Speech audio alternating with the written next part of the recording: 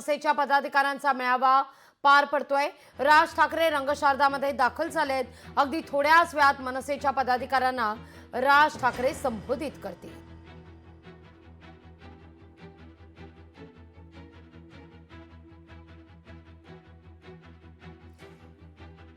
आज मनसे पदाधिकाऱ्यांचा मेळावा पार पडलेला आहे, संपन्न झालेला आहे।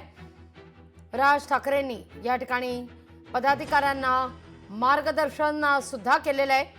अधिक माहिती घेऊया आपले प्रतिनिधी स्वप्नील जाधव यांच्याकडून। स्वप्नील, राज ठाकरेंनी काय दिलं नेमका कानमंत्र?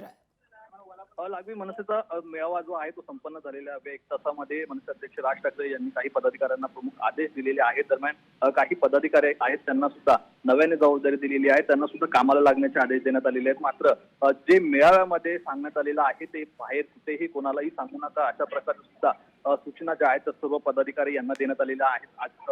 आजच्या या मेळाव्यामध्ये विशेष करून मनसेच्या संघटन वाढीसाठी काही सूचना केलेल्या आहेत। संघटन वाढीसाठी कशाप्रमाणे काम करता येईल, बूथ लेवलवरती कशाप्रमाणे काम करता येईल, लोकांना कसं सोबत घेऊन एकूणच सरकारमधील निर्णय असतील किंवा इतर जे काही योग्य निर्णय आहेत त्याच्या संदर्भात जनजागृती पक्षाच्या या पातळीवरती करण्यात यावी अशा प्रकारे सुद्धा सांगण्यात आलेलं आहे। आणि एकूणच जनजागृती करण्यासंदर्भात भर द्या, तसेच आगामी निवडणुकीसाठी तयारीला लागा अशा प्रकारचे स्पष्ट जे सूचना आहेत त्या राज ठाकरे यांनी दिलेल्या आहेत। मात्र काही पदाधिकारी यांना असंही सांगण्यात आलेलं आहे की माध्यमांसमोर जास्त ज्या बैठकी संदर्भातील गोष्टी आहेत त्या बोलू नका, जर बोललं तर त्यांच्यावरती कारवाई सुद्धा होईल असं एक अनाउन्समेंट ही सभागृहात करण्यात आली होती। त्यामुळे नक्की या सभागृहामध्ये आजच्या मेळाव्यामध्ये आगामी निवडणुकीसाठी कोणकोणत्या सूचना दिल्यात यावरती थोड्याच वेळामध्ये मनसेचे प्रवक्ते नक्की काय बोलतात हे पाहणं महत्त्वाचं असेल। मात्र आगामी स्थानिक स्वराज्य संस्थांच्या निवडणुकीवरती कानमंत्र हा मनसैनिकांना जो आहे तो या ठिकाणी देण्यात आलेला आहे।